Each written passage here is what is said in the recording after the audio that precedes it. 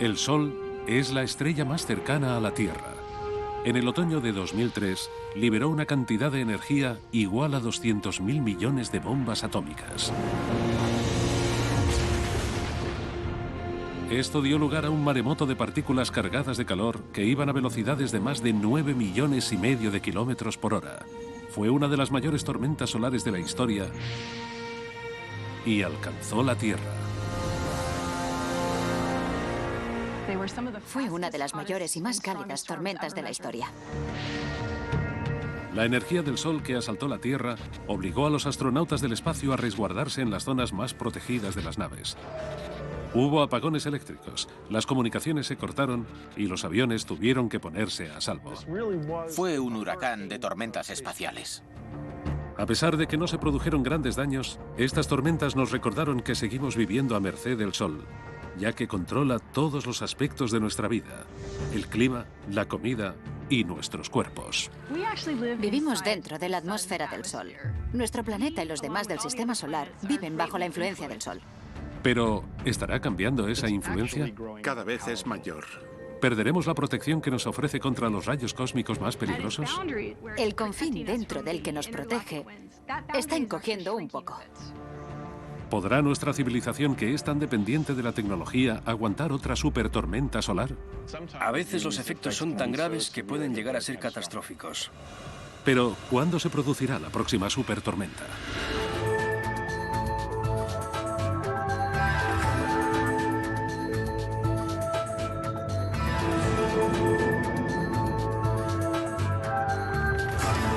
El Sol. 3, 2, 1. Liberación. Se ha dado inicio a la misión IBEX. Durante el otoño de 2008, Ignición. la NASA lanzó el IBEX, el explorador de la frontera interestelar. Parte de su misión es estudiar el efecto que tiene el Sol en los lugares más lejanos de nuestro sistema solar. IBEX es un intento más por descubrir el impacto de las estrellas en nuestro sistema solar, en nuestro planeta y en nuestra vida. El Sol. El Sol nos proporciona luz y calor. Si no fuera por él, no estaríamos vivos. A los humanos nos interesa lo que pasa a nuestro alrededor. Nos gusta entender nuestro barrio. Y en el universo, el Sol es nuestra calle, nuestro barrio. El Sol. Nos afectan sus estados de ánimo. Es el padre de todos los demás planetas, ya que estos se ven afectados por su estado de ánimo. Tenemos que saber cómo evolucionará y cómo sus constantes cambios nos afectarán en la Tierra. El Sol.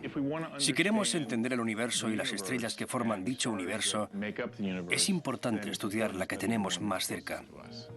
Hemos aprendido más del Sol en los últimos 40 o 50 años que en toda la historia. Esta edad de oro de la investigación se originó con una misión única que nos ofreció imágenes cercanas del Sol desde la atmósfera terrestre. Skylab, la zona estará despejada durante 8 minutos. En 1973, Skylab fue la primera estación espacial con humanos y consiguió las mejores imágenes del Sol tomadas desde la Tierra. La misión Skylab fue uno de los primeros laboratorios dedicados solo a la investigación y el estudio del Sol. Se podría considerar el abuelo de las misiones de hoy en día. En la actualidad, una flota de 20 sondas espaciales escanean y estudian el Sol de formas que hace 30 años eran inimaginables. Al estudiarlo desde el mismo espacio, podemos verlo de manera diferente y con distintas longitudes de onda, desde los rayos X a la radiación ultravioleta extrema. Además, podemos analizar sus capas y entender cómo y por qué el Sol actúa tal y como lo hace. Las diferentes longitudes de onda significan diferentes temperaturas y hay estructuras que son más visibles con unas longitudes de onda que con otras. Los científicos también han podido observar el interior del Sol mediante una técnica denominada heliosismología, que utiliza las propias vibraciones del astro para estudiar su actividad interna. El Sol no es un cuerpo sólido, es una bola de gas gigante. Así que oscila, vibra, y si medimos sus frecuencias de oscilación, podemos inferir la estructura que tiene por dentro. Si observamos el Sol durante un largo periodo de tiempo con buenas cámaras y ordenadores, podemos ver las capas que tiene, ver los efectos de las turbulencias que han creado capas y las corrientes. Incluso podemos utilizarlo para imaginarnos la cara oculta del Sol, la que no vemos hasta que no rota. Y mediante la heliosismología podemos detectar las manchas solares de la cara oculta. Es una gran herramienta. Las sondas espaciales nunca dejan de observar el Sol y gracias a ellas los investigadores están estudiando las grandes incógnitas de esta estrella y han descifrado bastantes de ellas. El Sol es una de las más de 2.000 millones de estrellas de la Vía Láctea y es la más cercana a nosotros, ya que se encuentra a 150 millones de kilómetros de la Tierra, casi la distancia que se recorrería dando la vuelta al mundo 4.000 veces. No obstante, a pesar de la distancia, la luz solo tarda 8 minutos en llegar a nuestro planeta. Lleva 4.000 millones y medio de años de los 10 o 11 que se le auguran de vida. A pesar de que técnicamente es una estrella de tamaño medio y se denomina estrella enana, es inmensa. Mide 1.400.000 kilómetros de diámetro y si la vaciáramos, en su interior cabrían 1.300.000 planetas del tamaño de la Tierra. El Sol supone el 99,8% de la masa del Sistema Solar y pesa 300.000 veces más que la Tierra. Casi en su totalidad está compuesto por gas supercaliente y electromagnético que se denomina plasma. Tiene suficiente fuerza de gravedad como para evitar que los planetas del sistema se dispersen en el espacio. Y tal y como sugirió Copérnico, gobierna el centro de nuestro Sistema Solar con un puño gravitatorio de acero. El modelo de Copérnico que sitúa el Sol en el centro del Sistema Solar con todos los planetas moviéndose alrededor, deshaciéndose de la idea de que todo giraba en torno a la Tierra, supuso un gran cambio paradigmático. Con él el Sol se convirtió en lo más importante de nuestro sistema y nos hizo ver que teníamos que entender lo que era. El Sol, igual que todas las demás estrellas del universo, está compuesto del polvo de otras estrellas que vivieron y murieron hace 1.000 millones de años, incluso en la época del Big Bang. Nuestro Sol y nuestro Sistema Solar son los restos de muchas otras generaciones de estrellas. El Sol que vemos todos los días es la fuente de energía del Sistema Solar. En el centro llega a alcanzar los 15 millones de grados centígrados y es el motor de todo. En el centro del Sol se produce el proceso de fusión y ese proceso libera luz y partículas. Por cada segundo de luz del Sol se libera la misma energía que liberarían 1 millón de bombas atómicas. El Sol afecta todo lo que toca y para descubrir cómo, los científicos a veces se basan en una importante coincidencia cósmica. El Sol. La luz del Sol está compuesta por unas partículas que se denominan fotones. Nacen en el centro y se mueven gracias a corrientes de convección a través de las zonas radioactivas y convectivas del Sol. Así es como llegan a las capas externas y volátiles del astro. Las zonas exteriores del Sol están formadas por 3 regiones. La fotosfera o superficie del Sol no se trata de una superficie dura como la de la Tierra. El Sol es todo gas. La temperatura de la fotosfera es de unos 5.500 grados. Por encima de la fina capa de la fotosfera hay otra delgada capa denominada cromosfera. Y está un poco más caliente que la fotosfera. Es extraño porque lo lógico es pensar que cuanto más lejos esté de la fuente de la energía, del centro, la temperatura caerá. Pero de la fotosfera a la cromosfera, la temperatura aumenta y asciende incluso más al llegar a la tercera capa de la atmósfera, la corona. Después de la cromosfera, hay una amplia zona denominada corona, que está a millones de grados. El Sol produce influjo de energía constante denominado viento solar. Como nunca deja de soplar, reparte energía por todo el Sistema Solar y su alcance es de unos 15 trillones de kilómetros, bastante más allá de Plutón. El espacio existente entre los planetas de todo el Sistema Solar no está vacío. Está lleno de partículas y de rayos de luz. Mientras el viento solar se separa del Sol, la gravedad de este mantiene todo a la distancia a la que está. Fijémonos en los cometas. Todos ellos orbitan alrededor del Sol y pueden ser atraídos directamente a la línea de fuego. No hace mucho, los científicos fueron testigos de uno de los peores ataques solares. Una eyección de una zona de la corona arrancó la cola de un cometa. Cuando chocó contra el cometa, le arrancó la cola como si la hubiera cortado con un cuchillo. La cola se cayó y luego el cometa tardó un tiempo en generar más gas, plasma y polvo para formar una nueva cola. Esto nos demuestra cómo se mueve el viento solar en el sistema y cómo afecta a lo demás. Lo que despide el Sol ha hecho que su estudio sea casi tan difícil como entender su funcionamiento. Sin embargo, los científicos pueden observarlo de cerca gracias a una coincidencia cósmica: los eclipses de Sol totales. El eclipse de Sol total se produce cuando, desde nuestra perspectiva, la Luna se alinea con el Sol y cubre hasta la fotosfera. Es una visión espectacular. Los eclipses solares son preciosos. Todo se oscurece en tan solo unos segundos debido a miles de factores juntos. Hay tanta oscuridad que, si miras al cielo, se ve una sombra negra que proviene de arriba y se dirige hacia ti a una velocidad de miles de kilómetros por hora. Es impresionante. Durante miles de años, la humanidad ha quedado maravillada por los misterios de los eclipses.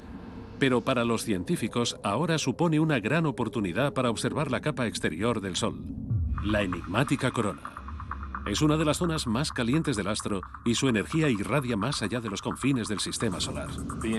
Todo el sistema solar está basado en la corona del Sol.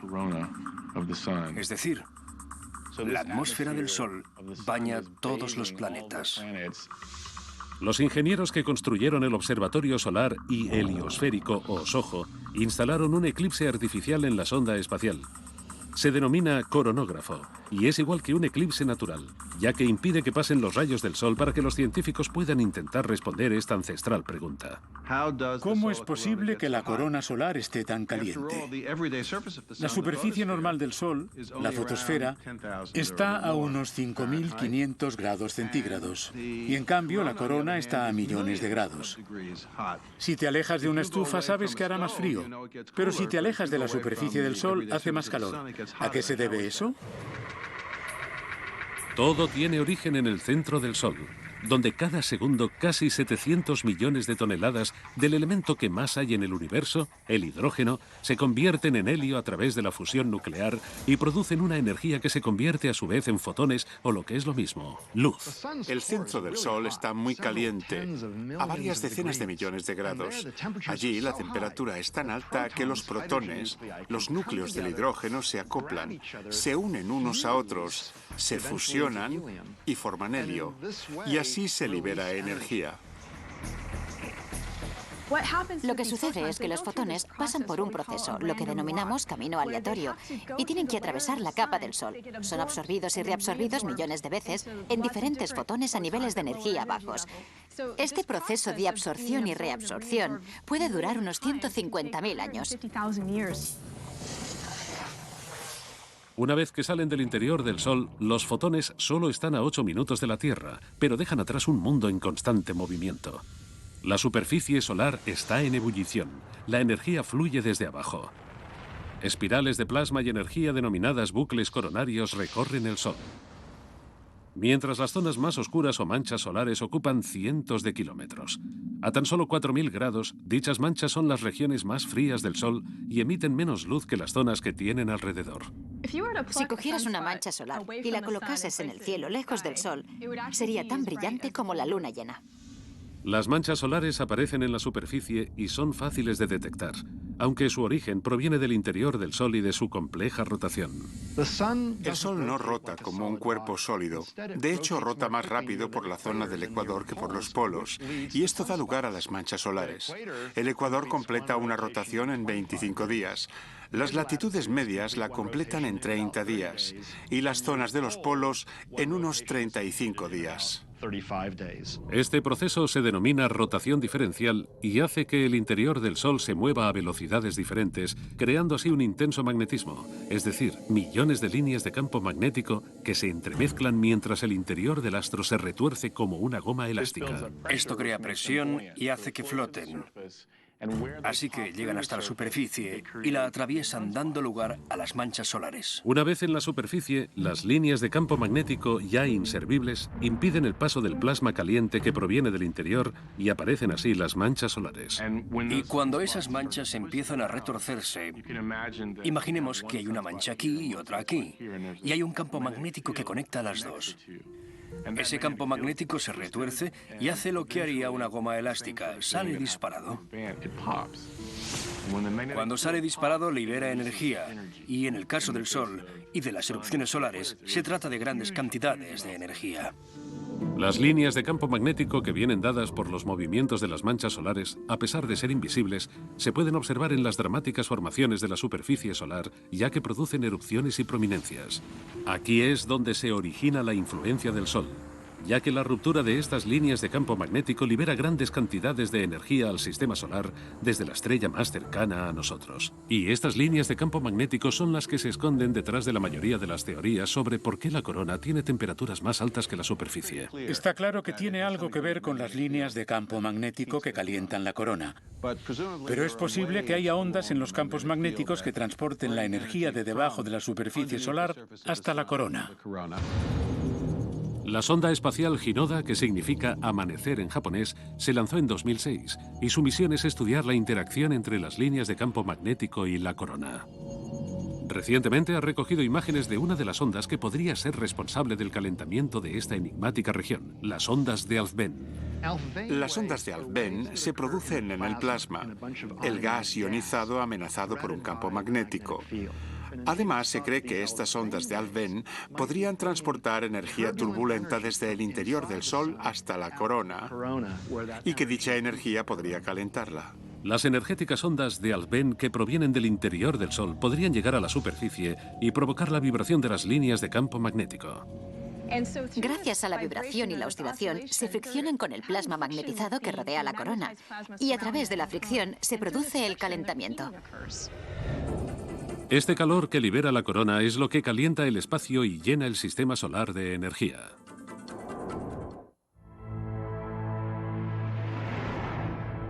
Día tras día, a nosotros nos parece que el Sol es siempre igual, pero igual que la Tierra, el Sol tiene estaciones. El mínimo solar y el máximo solar, dos personalidades diferentes que pueden afectar a la tecnología e incluso en el clima. El periodo de transición entre los mínimos solares se denomina ciclo solar y se trata de un periodo medio de 11 años en el que la actividad solar llega a sus máximos y luego vuelve a empezar. La principal medida del ciclo de la actividad solar es el número de manchas solares que se ven en su superficie.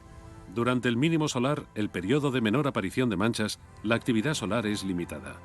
Cuando las manchas solares llegan a la superficie, durante el máximo solar, la energía del Sol llega a más distancia. Cuando hay muchas manchas solares, hay muchas erupciones y eyecciones de masa coronal. El aumento de la actividad solar mejora la conexión entre el Sol y la Tierra.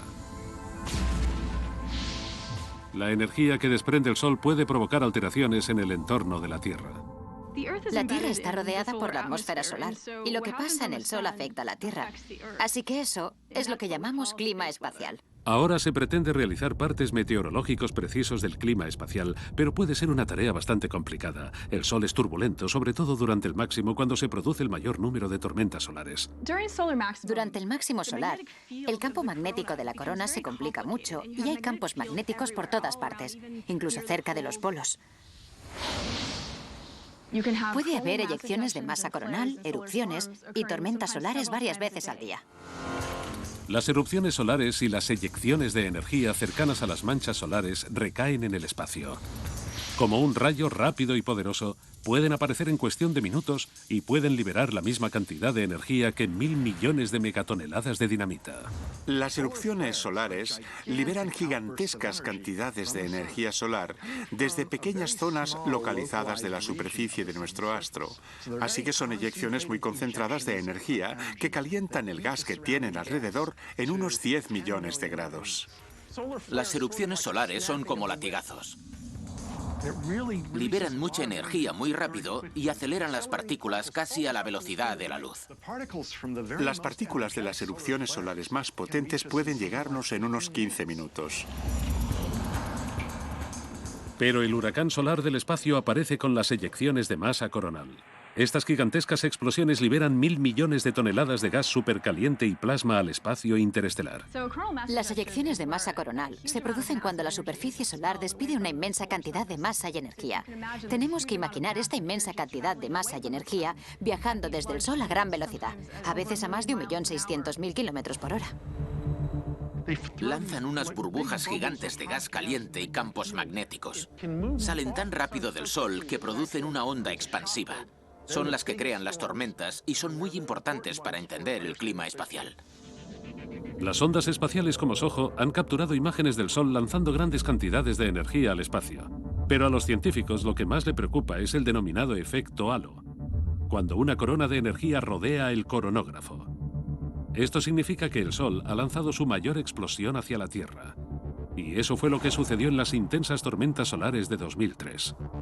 La mayor eyección solar de la que se tiene constancia tuvo lugar durante estas tormentas.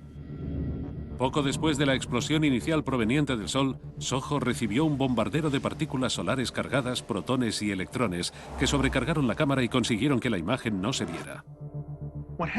Lo que ves es una especie de nieve. Se ven como copos brillantes, que son las partículas aceleradas por la eyección de masa coronal chocando contra la cámara de SOHO.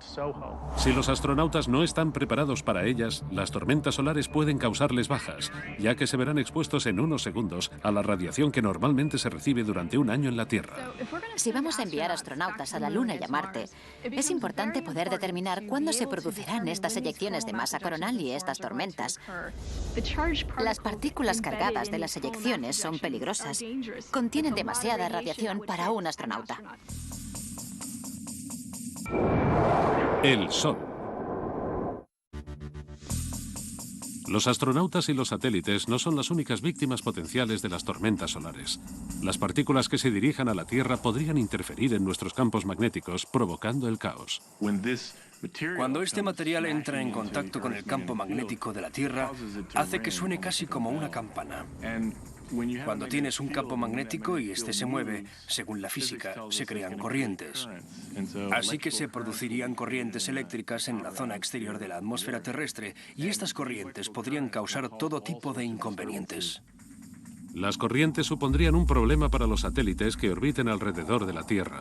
Trastocarían los sistemas de posicionamiento global e interferirían las comunicaciones, produciendo cortes de radio y acabando con los sistemas de telefonía móvil. Estas eyecciones de masa coronal podrían enviar tantas partículas cargadas a la Tierra que algunas conseguirían entrar en el campo magnético de la Tierra y llegarían a las centrales eléctricas, produciendo avalanchas de electrones, apagones y cortocircuitos.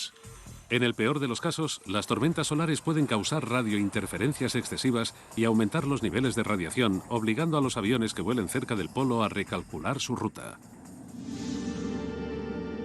Pero a pesar de que las tormentas de 2003 fueron muy potentes, no tuvieron nada que ver con las que vio el astrónomo Richard Carrington en 1859. Aquello fue una supererupción. La supererupción de 1859 fue increíble porque antes de aquel momento no sabíamos ni que las erupciones existían.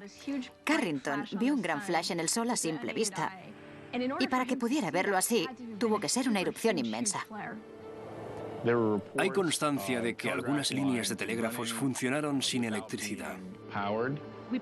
Es probable que no veamos otra así en nuestra vida. Aunque es difícil asegurarlo, a veces el Sol nos ha sorprendido. Si hoy en día nos alcanzara una tormenta así, según un estudio reciente, 130 millones de personas se quedarían sin electricidad durante meses. La mayoría de las infraestructuras eléctricas, los sistemas de suministro eléctrico del mundo, quedarían inutilizables. Los transformadores sufrirían subidas de tensión y gran parte de la población mundial quedaría sin electricidad durante meses. Esto costaría inmensas cantidades de dinero. Se ha estimado que unos 2 billones de dólares. No lo sabremos hasta que no pase, pero cuanto más nos avisan, más podemos hacer para reducir el impacto económico, que es una de las razones por las que estudiamos el Sol. Estamos empezando a entender mejor cómo y cuándo pasan, aunque todavía no podemos predecirlas. No obstante, hay todo un campo que se denomina clima espacial, y gracias a esto podríamos entender, predecir y decir a los astronautas cuándo vienen las tormentas para que se puedan resguardar y poner los satélites a salvo. Las empresas de electricidad ahora podrán actuar si saben que van a pasar estas cosas. Podrán intentar que las centrales no sean tan susceptibles a los daños. Los científicos, desde que se lanzó la misión Estéreo, el Observatorio de Relaciones Solar Terrestres, están más cerca de poder predecir las tormentas. Este par de sondas les permiten ver el Sol en 3 dimensiones. Ahora, cuando una de estas eyecciones de masa coronal se dirige hacia nosotros, vemos todo desde los laterales, así que sabemos la velocidad a la que van, cómo evolucionan y su estructura. En 2011, las sondas Estéreo llegarán al punto ideal. Se quedarán los 2 lados del Sol y permitirán a la NASA tener unas vistas de 360 grados. Así podrán ver lo que viene de la cara opuesta del Sol antes de que impacte en la Tierra. Por primera vez, podremos ver el Sol por todas partes. Y esto nos permitirá ver todo lo que pasa en el Sol a la vez. Así podremos predecir este tipo de tormentas. El máximo solar es duro porque aumenta la temperatura del clima espacial. No obstante, durante el otro periodo del ciclo solar, la época de calma o mínimo solar también tiene sus propios peligros. Cuando se reduce el número de manchas solares, el clima de la Tierra es más frío. 2008 vio el nivel más bajo de manchas solares desde hacía un siglo. Hubo 266 días sin manchas solares. En 2008 alcanzamos el mínimo de manchas solares, pero ahora deberían estar aumentando y no es así. Es decir, esto puede significar que este periodo de pocas manchas solares será más prolongado. Según los científicos, los anteriores periodos en los que se han alcanzado mínimos de manchas solares han hecho descender la temperatura de la Tierra. De vez en cuando, el ciclo de la actividad de las manchas solares parece desaparecer o atenuarse. Esto ya sucedió entre 1650 y 1700. Solo tenemos constancia de unas 50 manchas, cuando normalmente en el mismo periodo de tiempo había decenas de miles. Así que en ese periodo disminuyeron muchísimo las manchas solares. Se denominó periodo de Maunder. El Sol estaba muy tranquilo y eso vino acompañado de temperaturas más bajas de lo normal en la Tierra. En Europa se produjo una mini edad de hielo durante esas décadas. Gracias a la atmósfera del Sol que la envuelve, la Tierra está a salvo de los mortales rayos cósmicos. Y a pesar de que el poder del Sol nos protege, también puede dañarnos. La vida en la Tierra es posible tan cerca del Sol gracias en parte a la capa de ozono. Pero, ¿qué pasaría si nos quedáramos sin ella? Si la Tierra perdiese gran parte de la capa de ozono, la radiación ultravioleta del Sol penetraría a través de la atmósfera y llegaría a la superficie de la Tierra. Las enormes cantidades de rayos ultravioletas de los rayos del Sol eliminarían rápidamente los elementos más básicos de la cadena alimenticia. Nos quedaríamos sin plantas y luego sin animales. Si nos llegasen grandes cantidades de luz ultravioleta, la vida en la Tierra desaparecería. ¿Y qué podría conseguir que la capa de ozono desapareciera? Algo de lo que supuestamente nos protege el Sol, de los brotes de rayos gamma. Los brotes de rayos gamma son intensos y rápidos flashes de la radiación más potente que se conoce, los rayos gamma. Los fenómenos más potentes del universo liberan en segundos la misma cantidad de energía que emitirá el Sol en toda su vida. Y ocurren cuando mueren estrellas gigantes o cuando colisionan. Se pueden originar gracias a cualquier proceso extremo, como puede ser el choque de una estrella gigante contra un agujero negro. Se producen en algún lugar del cielo, se da uno al día y vienen de muy, muy lejos. La mayoría están a miles de millones de años luz de distancia. Pero solo a 8.000 años luz, en la constelación de Sagitario, con un movimiento en espiral aguarda una bomba potencial. WR-104. Son dos estrellas bailando una danza cósmica. Completan su rotación una vez cada 8 meses y una de ellas está a punto de convertirse en supernova y emitir un brote de rayos gamma. Una de estas dos estrellas podría dar lugar a un brote de rayos gamma en cualquier momento, y sus rayos podrían llegar a la Tierra. Si los rayos cargados de energía del brote de rayos gamma se dirigieran directamente a la Tierra, podrían suponer un grave peligro. La radiación del brote de rayos gamma sería muy intensa, aunque corta, porque duraría entre 10 y 20 segundos. Pero desencadenaría una serie de fenómenos que acabarían con el 50% o más de la capa de ozono. Los científicos han especulado con que un brote de rayos gamma fue la causante de la extinción de vida en la Tierra hace millones de años. En aquella época solo existía vida en el mar. Y a pesar de que la vida marina se daba en las profundidades del océano y no se vio afectada directamente por la radiación ultravioleta, el plancton y la vida cercana a la superficie murió. Y eso afectó a la cadena alimenticia. La amenaza es aún mayor debido a algo que los científicos han observado durante las últimas décadas: una disminución del 20% en la potencia de los vientos solares. El viento solar es la emisión constante de partículas provenientes del Sol. Liberan en el espacio los campos magnéticos que hay en la corona solar. Existe incluso cuando no hay eyecciones de masa coronal ni erupciones solares. El viento solar continúa soplando más allá de Plutón y forma una especie de burbuja en el espacio interestelar. Es una burbuja protectora, porque los campos magnéticos nos protegen de las partículas cargadas que vienen de fuera. Normalmente los vientos solares soplan en todas direcciones a velocidades de 1.600.000 kilómetros por hora. Y así reparten el invisible campo magnético del Sol y además forman una barrera contra intrusiones intergalácticas para el sistema solar, la heliosfera. La heliosfera es la frontera donde los vientos solares chocan con el espacio interestelar. Así que es la capa que cubre todo lo que rodea al Sol y al sistema solar. Protege al planeta Tierra de los vientos interestelares. Recientemente los científicos han descubierto que la heliosfera está encogiendo y debilitándose. Se sabe que la presión del viento solar ha disminuido en los últimos 25 años. De hecho, la heliosfera, la zona donde la presión del viento solar se termina, ha encogido. Una heliosfera más débil aumenta las posibilidades de que la Tierra se vea expuesta al peligro y a los ataques de materiales cósmicos intergalácticos.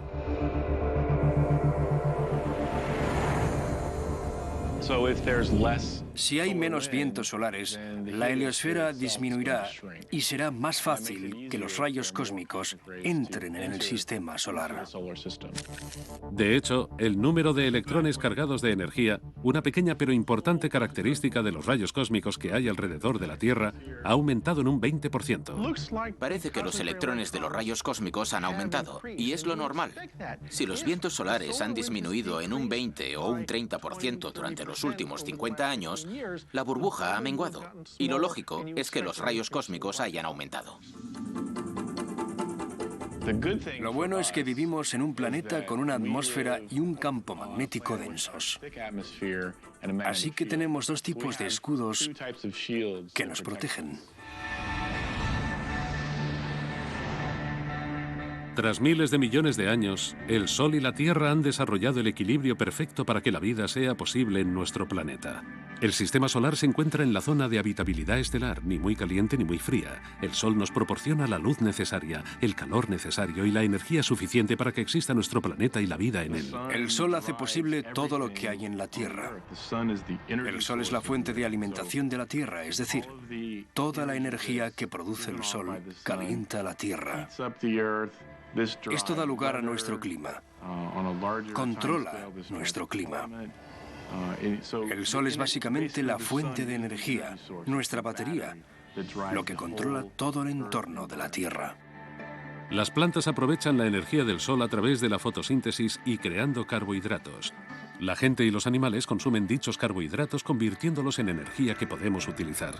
Incluso los combustibles fósiles, que son la base de nuestra vida, han sido creados por el Sol. Pero nuestro uso exacerbado de dichos combustibles parece estar deteriorando el equilibrio existente entre el Sol y la Tierra.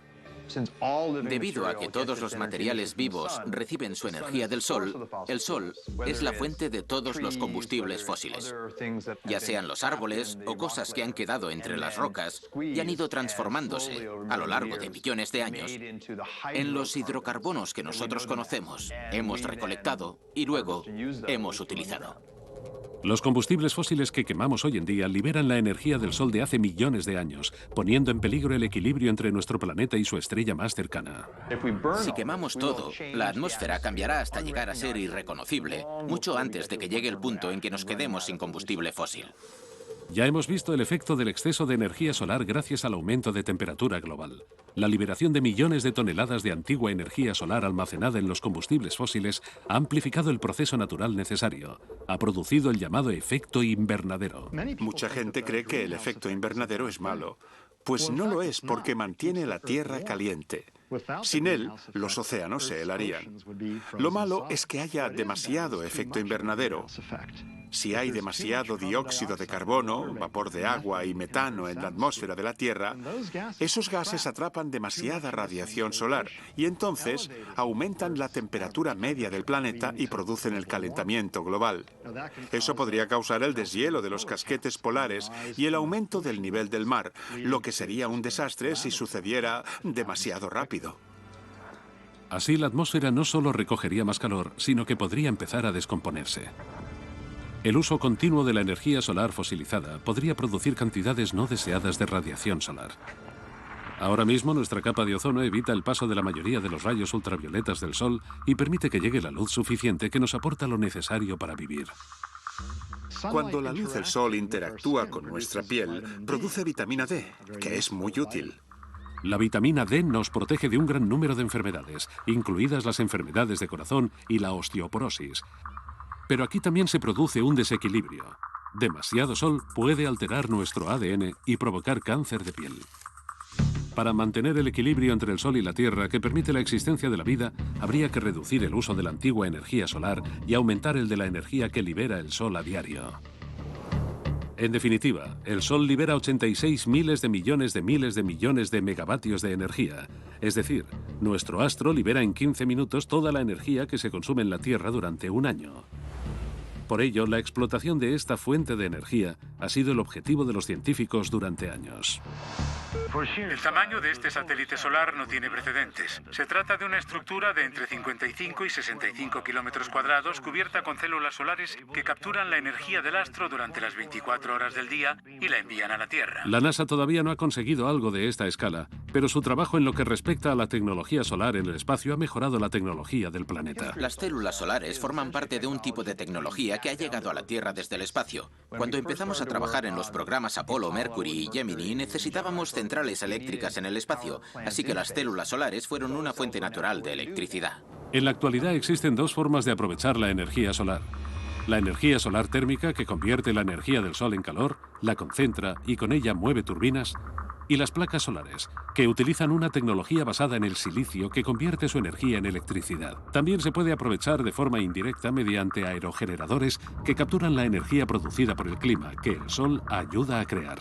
Este tipo de tecnologías están en continuo desarrollo, pero gran parte de las nuevas tecnologías más interesantes se basa en un proceso muy antiguo, la fotosíntesis. Hemos descubierto grandes beneficios cuando hemos pasado del mundo de las células solares semiconductoras a las orgánicas. Los científicos pretenden imitar a la madre naturaleza y han conseguido crear electricidad de un producto que encontramos en el mercado, las espinacas. Todas las plantas verdes tienen unas moléculas orgánicas, pero las de las espinacas son mejores, donde se puede cultivar ese péptido, esa molécula. Los investigadores colocaron este péptido en una especie de sándwich solar. Lo colocaron entre dos materiales conductores. Y cuando se expone a la luz del Sol, los electrones circulan y se produce corriente, electricidad. Así que las moléculas orgánicas pueden convertirse en pequeñas células solares. Para mantener el equilibrio entre la Tierra y nuestra estrella más cercana, es obvio que tenemos que centrarnos en buscar la forma de vivir con la energía que nos aporta el Sol hoy en día. En definitiva, mientras el Sol brille, tendremos energía solar. Pero, ¿qué pasaría si nos aportase demasiada energía? El Sol.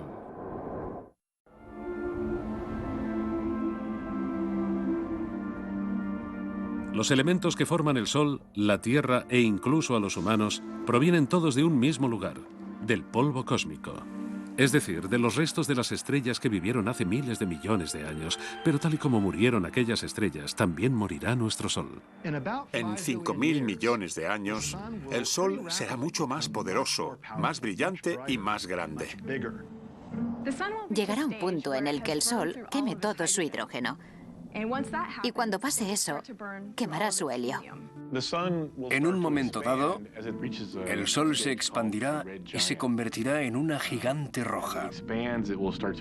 Cuando se expanda, será más grande e invadirá el sistema solar. La órbita de los planetas también se expandirá, porque no será tan grande. Durante esa fase, las inestabilidades, que yo denomino eructos cósmicos, harán que la capa externa del Sol se eyecte con suavidad.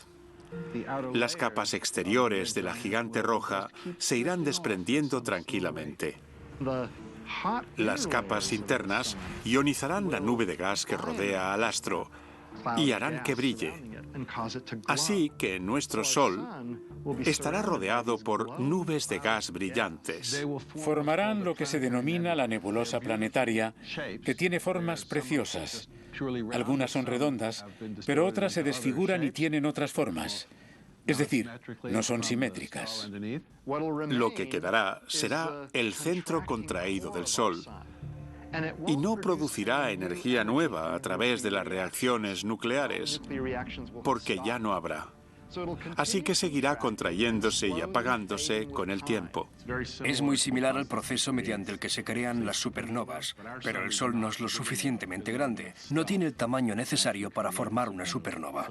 Así que en su fase final se transformará en lo que llamamos una enana blanca. Lo que quedará será una enana blanca, que es una estrella relativamente pequeña.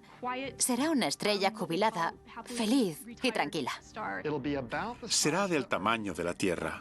No será más pequeña y se formará una roca muy bien comprimida. Liberará su energía y será cada vez más fría y débil, hasta que acabe desapareciendo de nuestra vista.